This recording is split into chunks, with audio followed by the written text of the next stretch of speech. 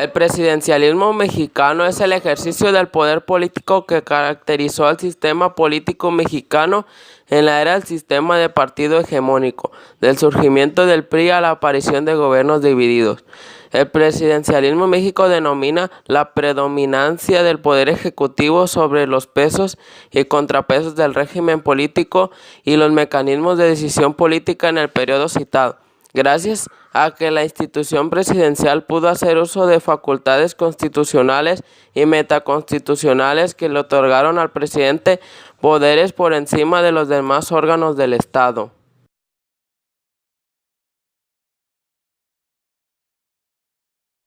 Uno. El poder ejecutivo es unitario, está depositado en un presidente que es al mismo tiempo jefe de Estado y jefe de gobierno. 2. El presidente es electo por el pueblo y no por el poder legislativo, lo que le da independencia frente a este. 3. El presidente nombra y remueve libremente a los secretarios de Estado. 4. Ni el presidente ni los secretarios de Estado son políticamente responsables ante el Congreso. 5. Ni el presidente ni los secretarios de Estado pueden ser miembros del Congreso. 6. El presidente no puede disolver el Congreso, pero el Congreso no puede darle un voto de censura.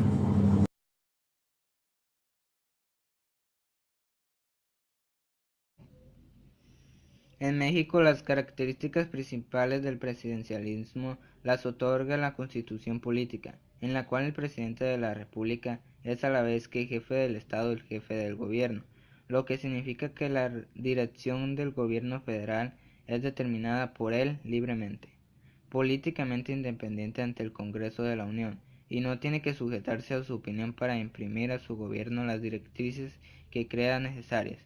Tiene el derecho de iniciar, vetar y promulgar leyes.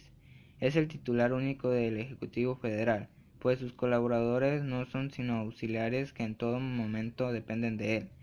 Cuenta con las más amplias facultades constitucionales para nombrarlos y removerlos libremente.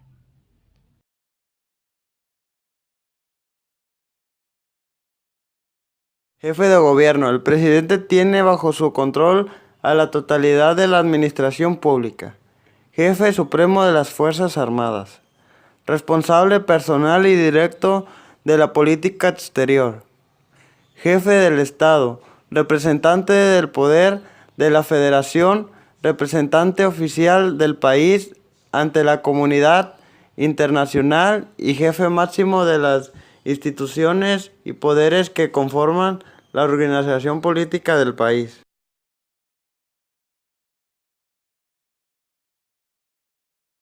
Jefe real del PRI. El presidente tenía el control indiscutible del partido. El poder nunca ha estado en manos del partido, únicamente su administración. Designación del sucesor. Es bien sabido que el presidente en turno tenía la posibilidad de influir en la sucesión presidencial a través del dedazo. Una vez conocido quién era el candidato del PRI a la presidencia de la República, todo el aparato gubernamental se ponía al servicio de la campaña del candidato. Este fenómeno tuvo su fin durante la selección de candidatos para la elección presidencial del año 2000, año en que los precandidatos hicieron una campaña interna y se eligió mediante la votación directa de la ciudadanía. Designación de los gobernadores. Al igual que el candidato presidencial y los legisladores federales, los gobernadores eran designados por el presidente de la República. Sin embargo, hoy en día la selección de los candidatos se da mediante la lucha política de cada estado y no por la imposición del centro. Remoción de los gobernadores. Así como los podía hacer gobernadores, los podía remover el presidente, ya que estos le debían el cargo. Actualmente no sucede así, solo pueden ser removidos los gobernadores mediante procesos jurídicos. La subordinación del poder legislativo. Hasta 1997 el Congreso se subordinaba al presidente, ya que la mayoría de los puestos de elección popular se dirimían en la presidencia de la República, el llamado dedazo. Esto era posible porque la mayoría de los legisladores pertenecían al partido predominante. En este encuadre, los legisladores priistas sabían que oponerse al presidente disminuía o se nulificaba sus posibilidades de éxito. La relativa subordinación del Poder Judicial. Hasta las reformas de 1994, los integrantes del Poder Judicial dependían de la voluntad presidencial. por lo cual buena parte de los integrantes de la Suprema Corte no se oponían a los asuntos en los cuales el presidente estaba interesado. Las atribuciones del Estado en materia económica.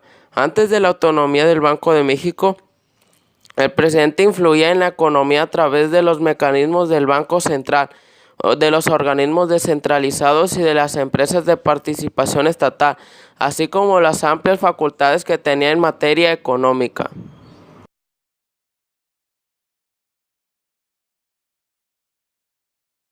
Inicio con el movimiento de 1968, pues en esa matanza el presidente nacional fue el que ordenó a los policías reprimir de manera violenta al movimiento estudiantil. Se le considera a este movimiento presidencial porque no tuvieron injerencia el poder judicial y legislativo. Las decisiones tomadas fue por el poder ejecutivo. En ese tiempo era Gustavo Díaz Ordaz el presidencialismo como forma de gobierno. Inició 2 años después en el mandato de Luis Echeverría.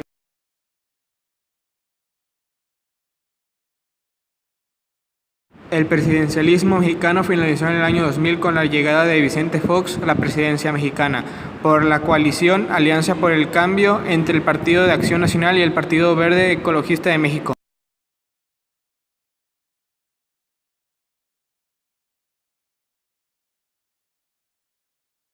El término presidencialismo fue colocado por el gobierno de Luis Echeverría, en el que se tenía que adoptar porque el proyecto modernizador así lo indicaba para lograr cambiar el modelo económico.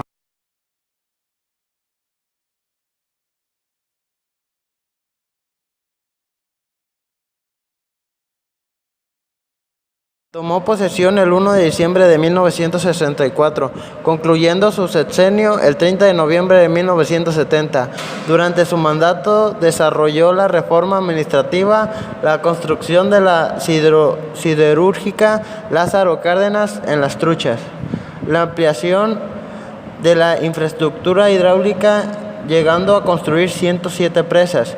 Inició las obras del metro en la Ciudad de México, promulgó una nueva ley de trabajo para mejorar la situación laboral de los obreros, y también bajo su mandato se originó el movimiento estudiantil 1968, que culminó con la sangrienta matanza en la Plaza de las Tres Culturas en Tlatelolco el 2 de octubre.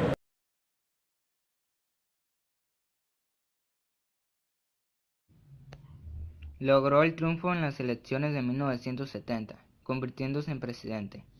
En su mandato aceleró el ritmo de la inversión pública y extremó el diálogo entre el gobierno y los jóvenes, los obreros y los campesinos. Reforzó la presencia de México en todos los organismos y foros internacionales. En el interior realizó diversas nacionalizaciones, como la del cobre en 1971. E impulsó el reparto de tierras a los campesinos. Creó el Instituto Mexicano de Comercio Exterior.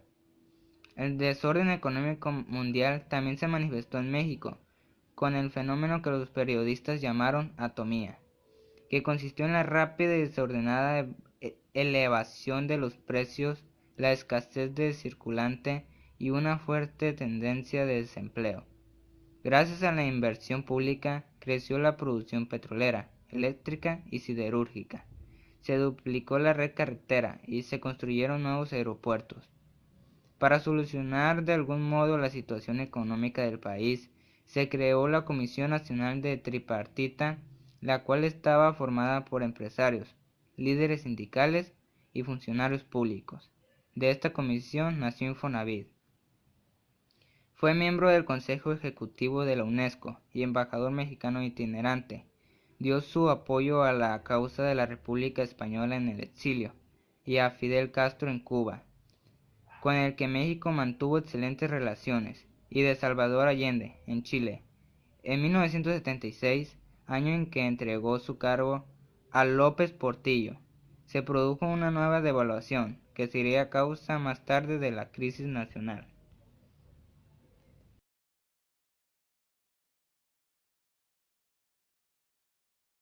Fue designado sucesor de Echeverría por el Partido Revolucionario Institucional, PRI, Fue elegido presidente de la República en 1976. Su administración estuvo marcada por sus esfuerzos para aprovechar los inmensos recursos petroleros de México y por lograr una mayor independencia económica de Estados Unidos. Estuvo a favor de la Alianza para la Producción, promulgó una ley de amnistía política y en el campo de las relaciones internacionales restableció las relaciones diplomáticas con España. También prestó atención a la crisis política de Nicaragua y terminó rompiendo relaciones con el entonces gobernante nicaragüense Anastasio Somoza en 1979. En 1982, su gobierno perdió prestigio debido a la corrupción y a la enorme deuda exterior contraída por los fuertes préstamos internacionales y acabó en una crisis marcada por la nacionalización de la banca durante 3 meses y una abrupta devaluación del peso.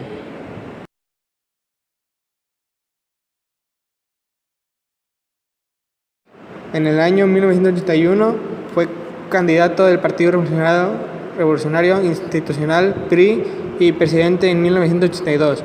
En las elecciones generales del 4 de julio se enfrentó a las dificultades económicas, renegociando la deuda externa y aplicando un plan de austeridad en el gasto.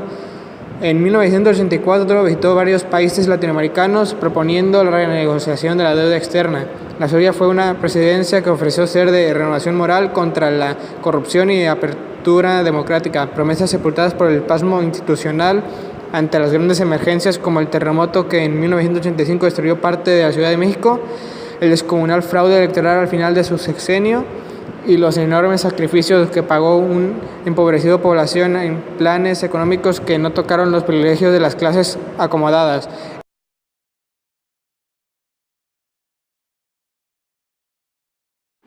Fue candidato presidencial en 1987 por el Partido Revolucionario Institucional. Obtuvo algo más del 50% de los votos ante denuncias de fraude por parte del PRI. Con un ambicioso programa de modernización, logró revitalizar la economía de México, estimulando las exportaciones, apoyando el libre comercio en Estados Unidos.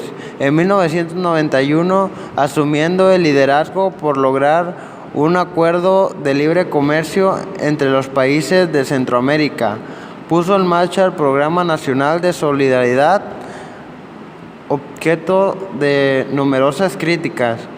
En los meses de diciembre de 1992, el Tratado de Libre Comercio norteamericano fue firmado por Salinas, el presidente de Estados Unidos.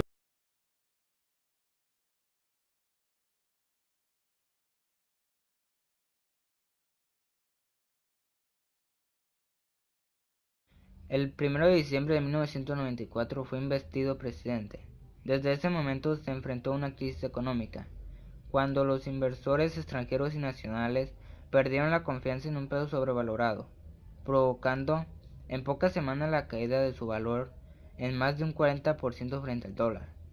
El préstamo económico realizado por Estados Unidos con la ayuda de organizaciones internacionales y de otros países proporcionó un alivio inmediato a los mercados financieros y al gobierno de Zedillo, pero de todos modos, a partir de ese momento debió enfrentarse a una vertiginosa subida de inflación, a la disminución de la confianza de los inversores y a los ojos de la mayoría de los economistas, a una recesión prolongada. Sus intenciones se vieron desafiadas por la creciente agitación social, alimentada por el declive de las economías de muchos mexicanos y por un nuevo movimiento revolucionario entre los zapatistas, en tierras de Chiapas al sur del país. Pasó a ser considerado definitivamente el artífice de la apertura política mexicana que permitió en julio de 1997 la victoria electoral de Cuauhtémoc Cárdenas como jefe de gobierno del Distrito Federal en la misma fecha en la que el PRI dejaba de poseer la mayoría absoluta en la Cámara de Diputados. Permaneció a cargo hasta el 30 de noviembre del 2000.